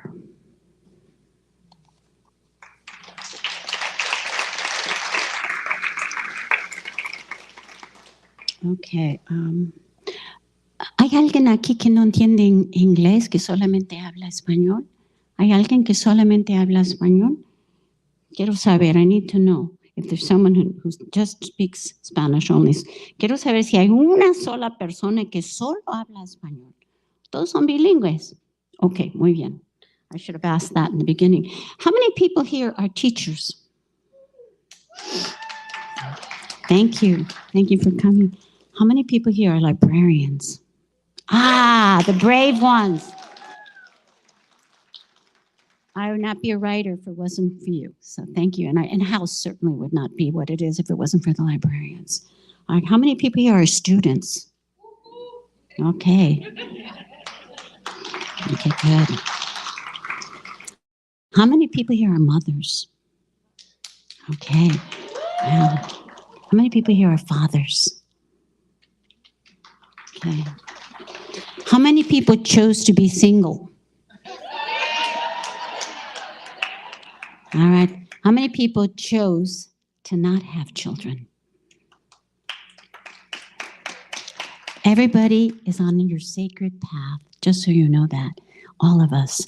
And I thank you all for being here and listening to all of us tonight, because we need to have animo in these times. We always hear the bad news, and we need to recharge and take care of one another. I'm going to read a poem called My Mother and Sex. Yes. Is there anyone under 18 here? Anyone under 18? All right, is your parent here? Okay, there's nothing X-rated about this poem, so don't worry. No susto. Okay, don't worry. This is the G rating. Although I'm tempted to read a poem that is not. After listening, I should read it? All right, wait a second. Dad, can your daughter stay for the next poem after this one? Or she could go outside and look at the art. It's up to you, your call. I'm just warning you. Okay. All right, first I'm going to read My Mother and Sex, and then I'm going to read a long poem that Jan gives me permission to read. And if you don't feel someone younger should listen to that poem, I respect your right. You are the parents, but I'll give you some time. And once I read this poem when my nephews were in the auditorium, and I made them go out to the lobby. But this one is a G rating. My Mother and Sex. 8 live births. How many dead? Who knew? Not us, her 7 survivors. When a bedroom scene flashed on TV, she'd shriek and scamper to her room as if she'd seen a rat. It made us laugh. What were we? Immaculate conceptions? Could be. Sex for her was dead. A duty dreadful as cooking for her famished army. Sad to think this. Pure postulation from lack of conclusive conversation. She never talked of sex, especially not with me. She said, I put everything in a book. Agreed. But what was worse? The truth or my imagination? What I know for sure, rapture for her, a library, record, symphony, ecstasy, opera in the park, intimate pleasure, books, Friday, Turkle, Chomsky, Herculean, brilliant, men unlike the man who shared her bed, who favored Sábado Gigante to Sebastião Salgado. And yet, father spoiled her. His Mexican empress, Paricutin tempestuous, clueless to what she craved. Her red flare sent up weekends. Help! There's no intelligent life here. Evenings in the blue moonbeam of TV, father mesmerized by Mexican thick-thighed floozies, mother's word, not mine, shaking their hoochie-coochies. Father never drank, ran off, split flesh, brought home each faithful Friday a paycheck. Why would she complain? She lived alone in a house full of lives by the time I knew her. Snake bitter, mingy, dead before being born. A woman in formaldehyde.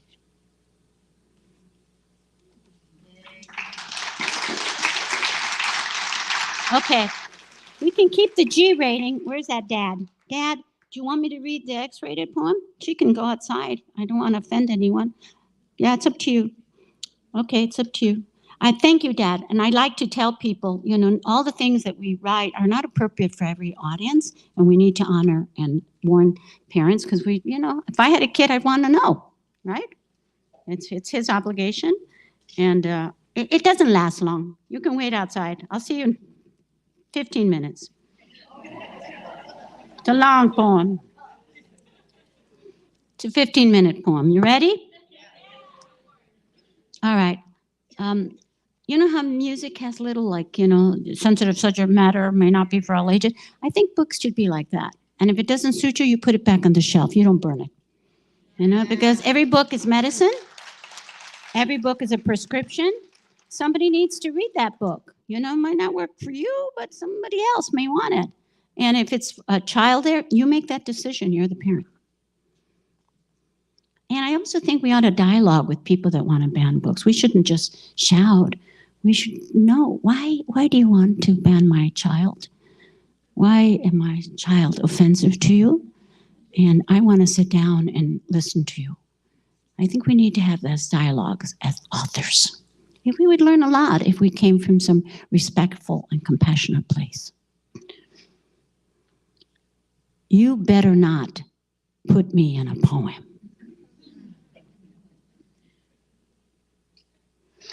One had a long curved scimitar, like a Turkish moon. One had a fat tamale plug. One had a baby pacifier. One had a light bulb he was proud of. It gave me the creeps. I can never forget it. I can never pick it out in a police lineup, not in a million years, not even with an AK-47 to the side of my head. One liked to pull it out like a switchblade when least expected. At his mother's, standing in the bathroom, the door open, his ma in the kitchen talking on the phone, me on the couch trying to read. He thought this was sexy. One liked to skim Playboy magazine when we were making love. I found this humiliating. One liked to put his hands on his hips like he was Mr. Big Stuff. This pissed me off. One liked to dip his fingers in his semen and lick them. He drove me wild. One slept in my bed but never touched me.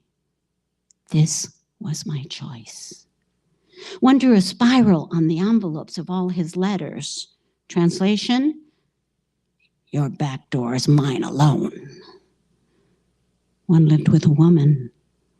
One lived alone, but refused to let me see where he lived, like a serial killer with something to hide. One liked to whack me with his dong like a cop's baton. He had issues. One liked to dress me like a boy and take me from behind. He had issues. One was an alcoholic and would go on endless riffs.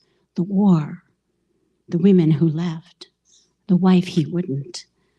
One night he called from a bar and left 17 messages on my machine. Did I mention he was an alcoholic? One never touched the stuff. It made him vomit.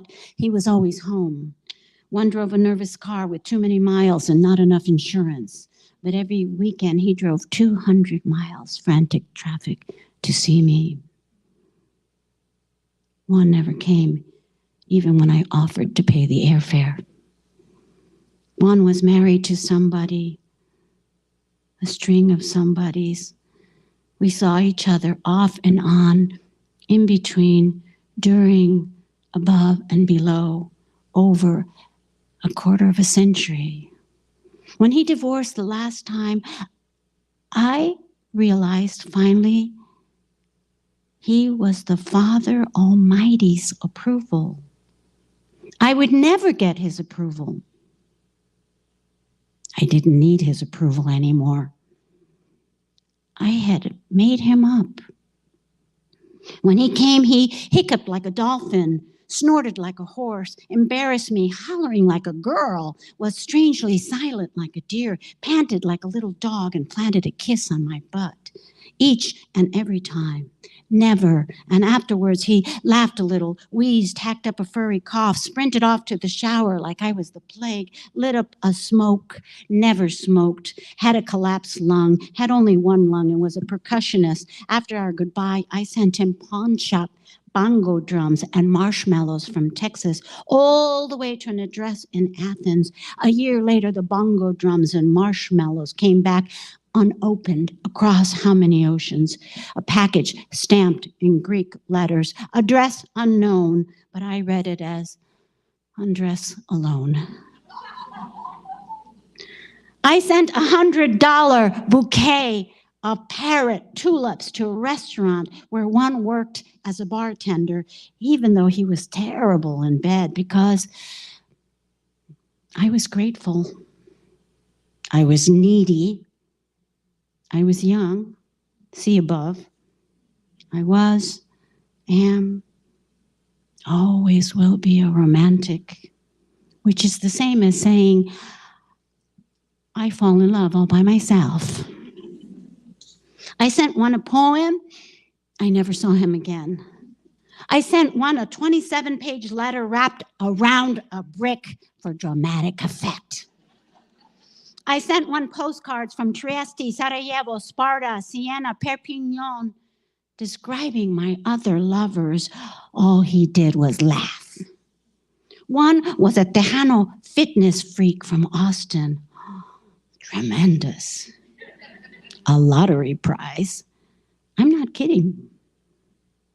Until he opened his mouth and spoke like a guitar, like a Texan, like a redneck Texan. Once when I was making licuados for breakfast, he said, "Great! I love smoothies." One knew what a woman wants above all else is words. To be told he loves her. To be told how he is going to love her as he is loving her. To be told there is no woman like her.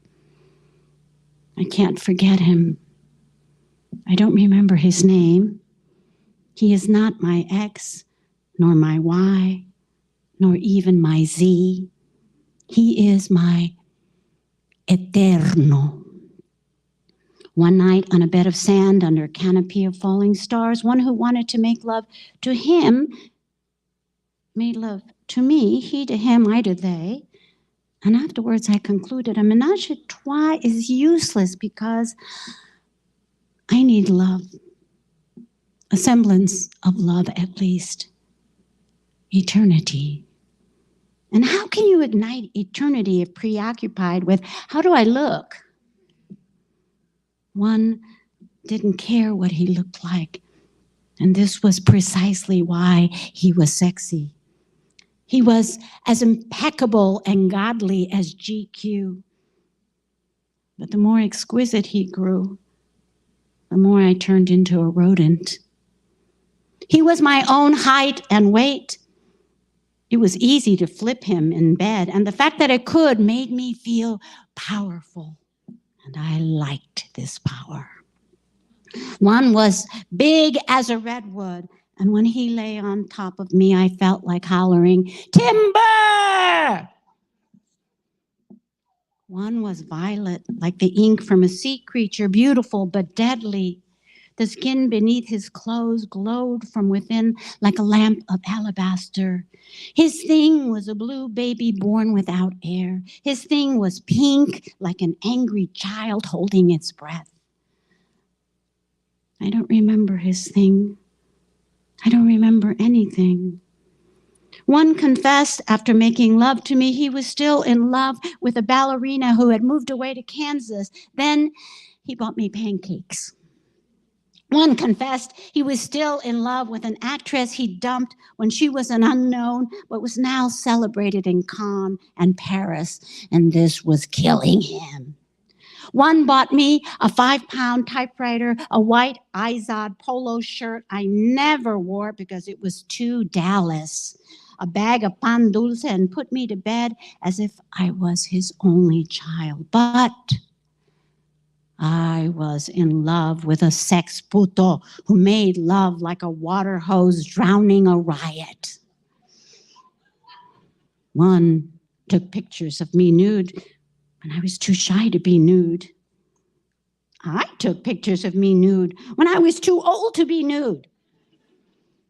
It was obvious one had an Oedipal complex. I was 40, he was 21.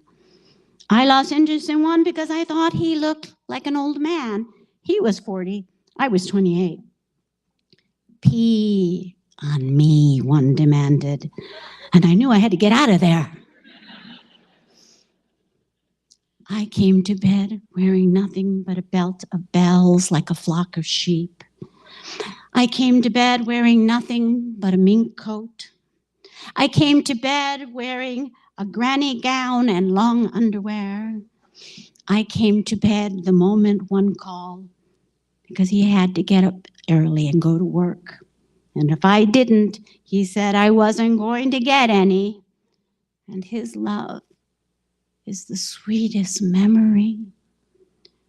We made love on a train in Genoa in a restroom that smelled of pee.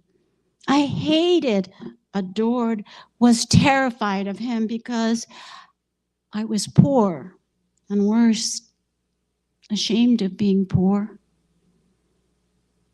I knew he would eventually leave me. I wanted him to destroy me. I thought pain was necessary. I wanted to be him. All of the above.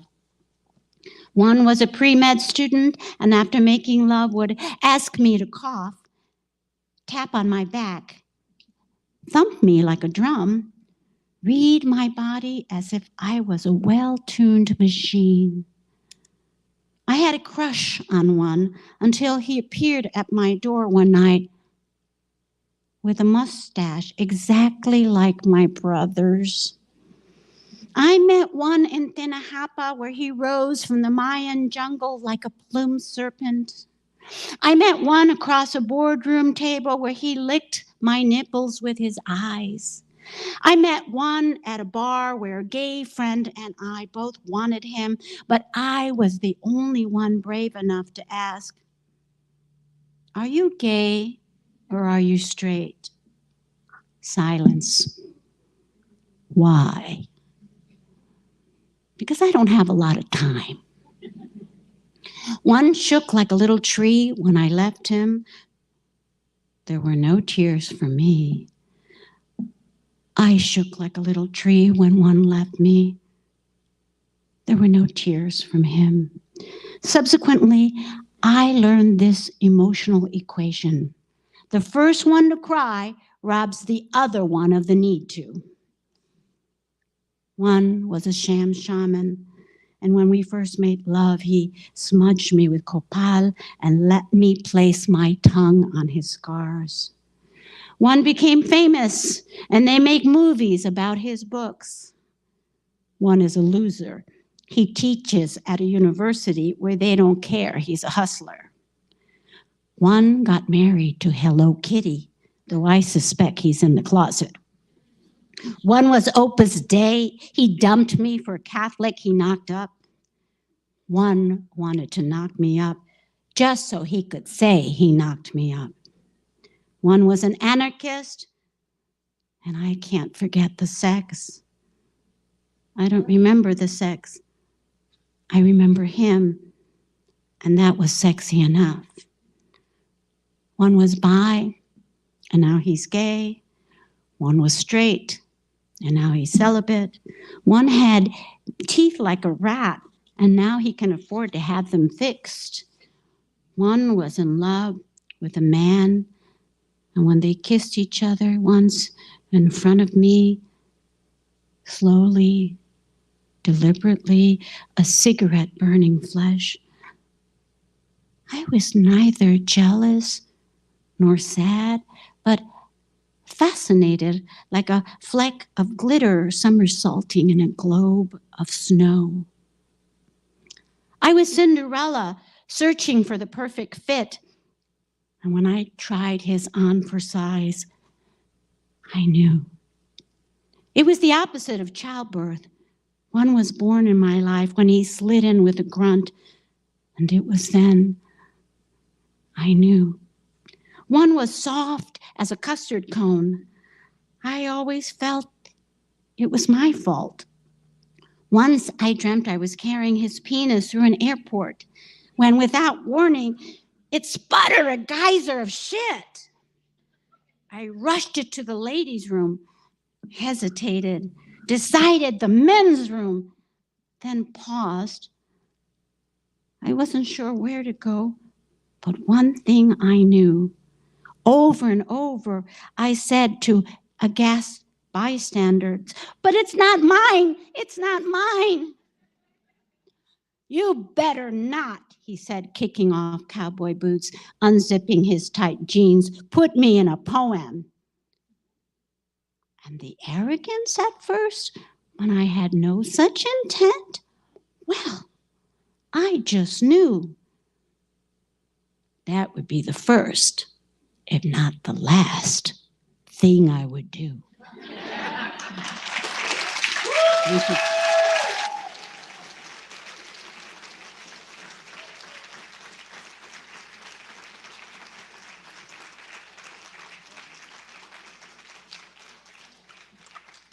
Did y'all like that?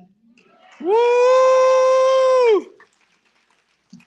Thank you so much, Sandra, for changing the world with your art and still being so generous with your heart and helping our community.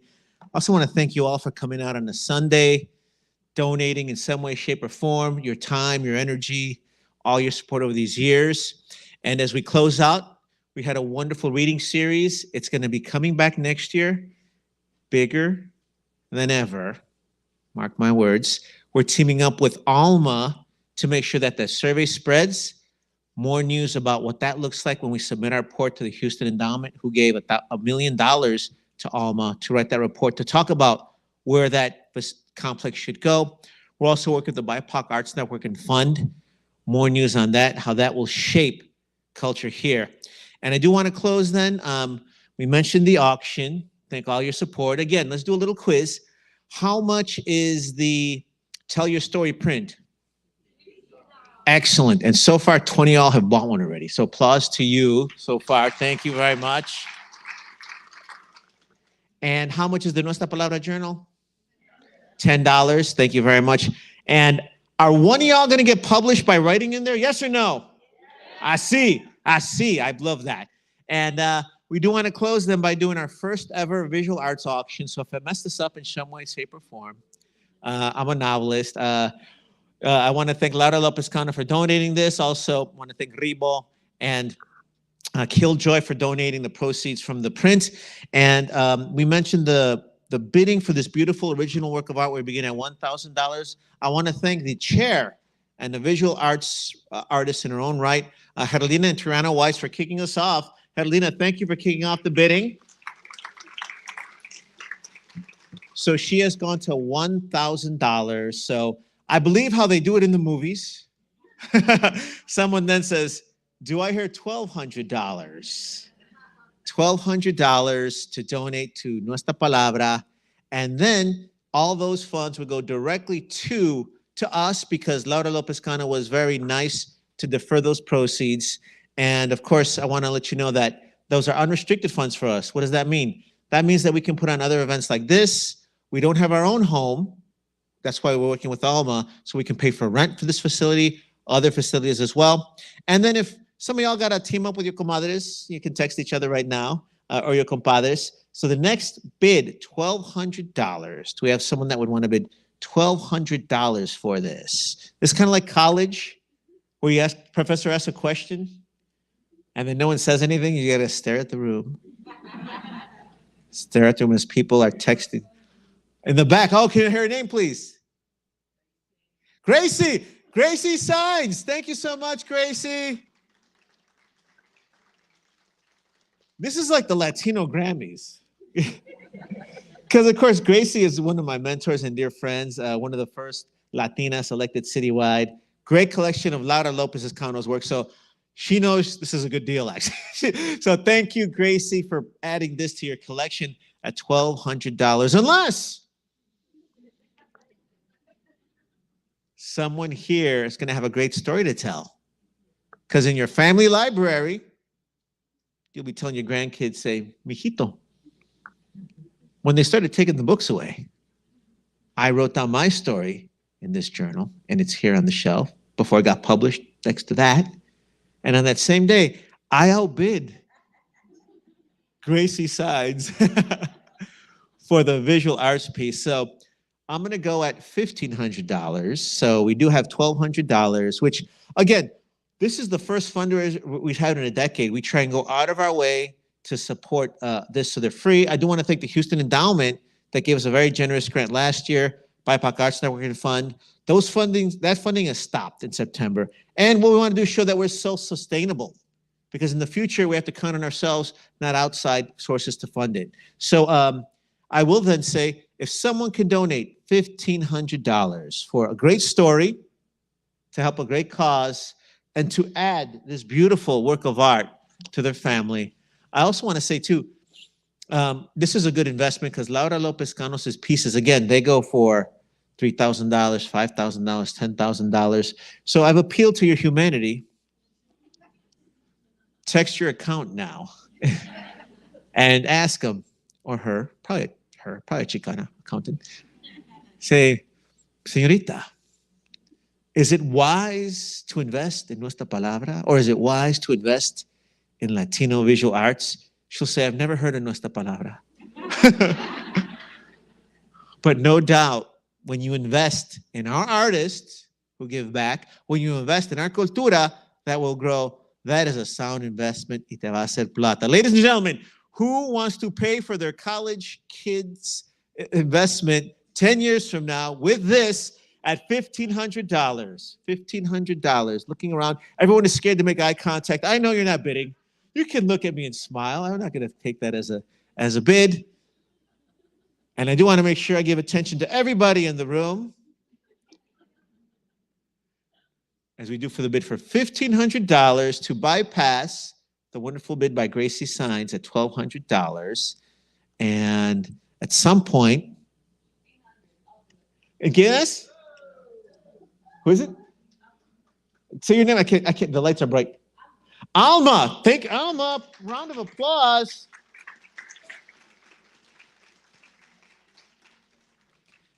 And I do want to say a few things about Alma, if I may.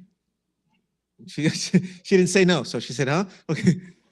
So Alma was also one of our donors that helped support today at the $300 level. And what I love about her, round of applause. She came and she said, I want to volunteer. She was putting up chairs. So round of applause to you, Alma. Thank you so much, Alma. Thank you very much. Thank you very much. So right now we're at $1,500. That's very generous of you. I appreciate that. That means so much to us.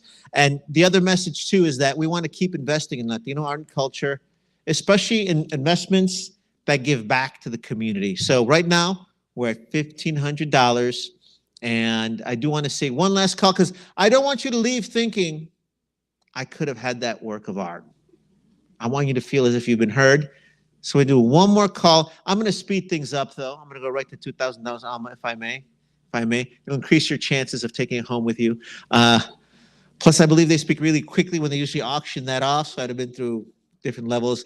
We'll make it one more call to see if someone then can come in. We'll make this the last bid for $2,000. Ladies and gentlemen, as we close, let's applaud the great evening, first of all. Great night of poetry and literature, right? Want to make sure you have this for 25 more years. And want to make sure that all of your family libraries are beautiful spaces so that, guess what? We're going to win this. Right now, they're coming at us. They're passing laws and policies to disseminate libraries. We're libre traficantes. When Arizona did this, it looked bleak. It looked like we would lose. We came together. We knew we would win. I'll be honest, I didn't think it would be in our lifetimes, and it happened. So I'm telling you now, in closing, we're going to win this battle too with all your work and efforts. And let's build our family libraries now, because we'll need them forever, not for crises, but to celebrate. And I want our families to just be taken for granted and take for granted how wonderful we are and have the stories within them. And on that, is there one last bidder for $2,000 to take home an original artwork by Laura Lopez Cano, which embodies the DNA of our culture, our history, but also goes to support Nuestra Palabra, Latino writers having their say. It has found a home so far, but I do want to make sure that if you can, And you can check your books right now. You can check your accounting books on your phone. Make sure Chase can clear it. Like, how much will we add on the credit card? Verdacito. We'll do one last call for $2,000. If you can pitch in all of the proceeds. Thank you to Laura Lopez Cano. This is a lot of energy and work. I really appreciate that because as an artist, it takes decades of work and training to get to this level. It has found a home. It's building our home of the future. And I'm going to take one last round of calls. $2,000. Going once, I believe the auctioneers say. Going twice, I believe the auctioneers say. And we have Alma. Congratulations on a wonderful work of art. Thank you for your support. Thank you, all of you, for coming. We still have books outside. You can get a Sandra Cisneros and Jan Beatty. You can get Nuestra Palabra Journal. Monday Paper has their exhibit as well. And you can get some of those beautiful posters. We have some free food for you. And the bar is run by TBH, and that helps them. Thank you so much. We'll see you outside.